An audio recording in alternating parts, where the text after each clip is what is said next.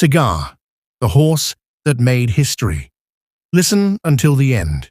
Imagine a force of nature, a champion so dominant, people didn't just wonder if he would win, but by how much. Imagine a horse that carried the weight of history on his back, chasing perfection, race after race. 16 times in a row, against the absolute best, he found the finish line first. They called him Cigar. But he wasn't always a king. In fact, his reign almost never began. So how does a forgotten turf horse become an international icon? This is the story of that impossible transformation. A horse who started overlooked, tasted failure, then exploded onto the scene like lightning. He conquered America, he conquered the world, tying a record many thought untouchable. For 2 unbelievable years, Cigar wasn't just a horse, he was a phenomenon, a sure thing, the undisputed king. This is the story of that incredible ride, and the day the earth stood still when the streak was finally tested. But legends aren't born overnight. Before the roar of the crowds, before the headlines, Cigar was, well, just another horse. A good-looking bay colt, born in Maryland in 1990, with a respectable pedigree, but nothing that screamed superstar. His first few races were unremarkable. They tried him on the grass tracks. He ran okay, sometimes good, but never great. He showed flashes, maybe, but he wasn't setting the world on fire. He won a couple of minor races, lost more. For a while, it looked like Cigar might just be a decent but forgettable turf horse. His owners, Alan Paulson and Madeline Paulson Pickens, and his first trainer, Alex Hassinger Jr., saw potential, but the magic wasn't there yet.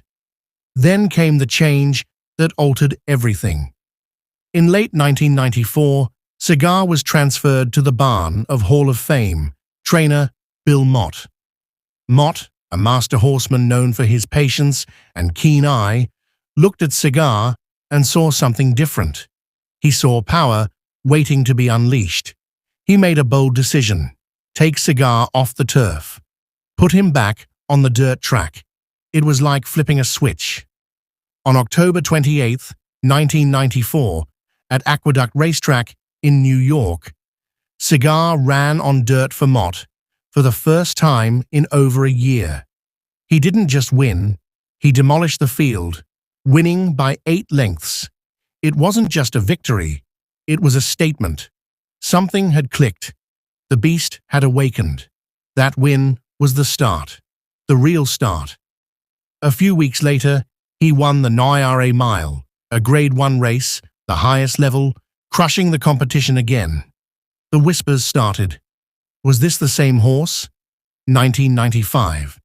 This was the year Cigar seized the throne. He wasn't just winning, he was dominating. Oaklawn Handicap, won it. Pimlico Special, won it. Hollywood Gold Cup out in California, flew across the country and won that too. Each race, the legend grew. He had this powerful, relentless stride. He wasn't flashy early in the race, often sitting just off the leaders. But when his jockey, Jerry Bailey, asked him to run, it was explosive. He'd inhale the leaders and pull away. Professional, imposing, almost inevitable. The crowd swelled wherever he ran. People came just to see him. He had presence, an aura. He looked regal, carried himself like the champion he was. He won the Woodward, the Jockey Club Gold Cup, the biggest races in New York.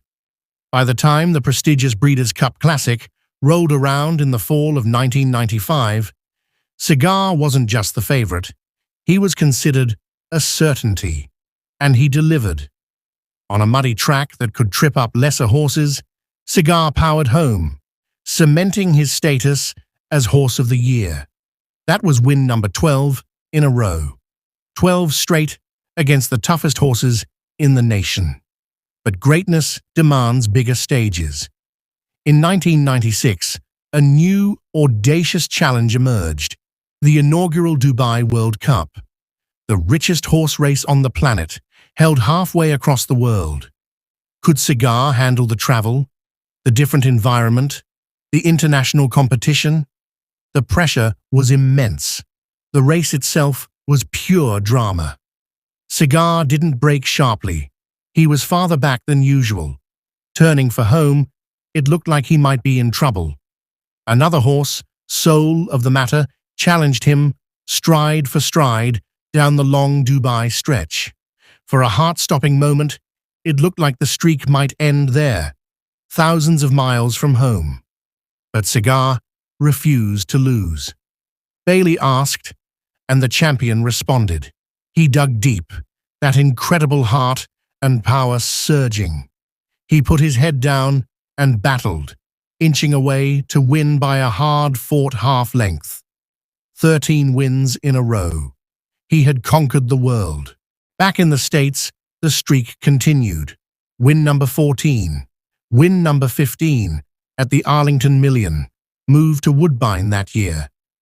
And then, win number 16, the Massachusetts Handicap. He had done it.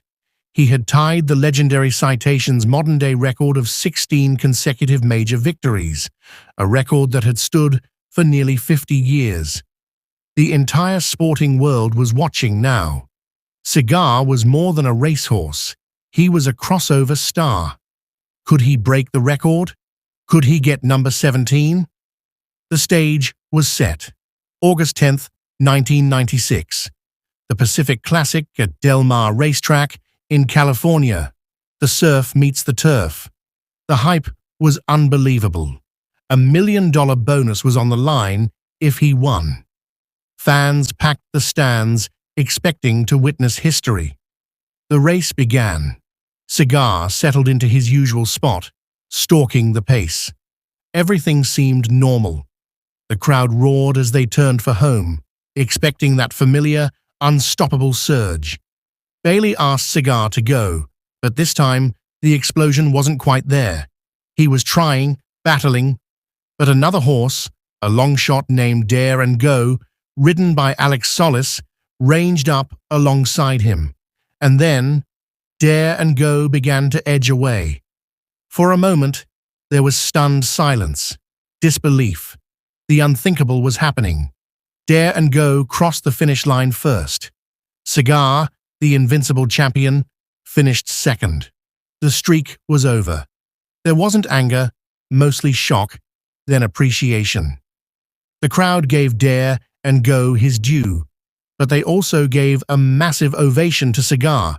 He had lost, yes, but his greatness wasn't diminished. If anything, the loss reminded everyone just how incredible the 16 previous wins had been, how hard it is to maintain perfection. Cigar raced a few more times, showing flashes of his old self, but never quite recapturing that invincible magic. He finished his career with a third-place finish in the Breeders' Cup Classic that fall. It was time. He retired as a hero. His final stats were staggering. 19 wins from 33 starts, earnings of nearly $10 million, a then record. He was twice Horse of the Year. He retired to stud, but in a poignant twist, Cigar proved to be infertile. He would leave no offspring to carry on his line. It somehow added to his mystique, a champion so unique he couldn't be replicated. But his legacy didn't need foals. Cigar spent the rest of his days as a beloved resident at the Kentucky Horse Park, adored by fans who came from all over just to see the legend in person. He passed away in 2014, but his story remains etched in racing history. Conclusion: 16 wins. It wasn't just a number. It was a period of breathtaking dominance, a 2-year stretch where one horse captivated a nation and reminded us what true athletic greatness looks like. He wasn't just fast. He had heart, courage, and that undeniable champion spirit. He faced down every challenger, conquered continents, and tied a record many thought unbreakable. He may have lost that 17th race, but Cigar remains what he always was during that incredible run. Unforgettable. A true king. A legend forged in speed, power, and 16 perfect moments.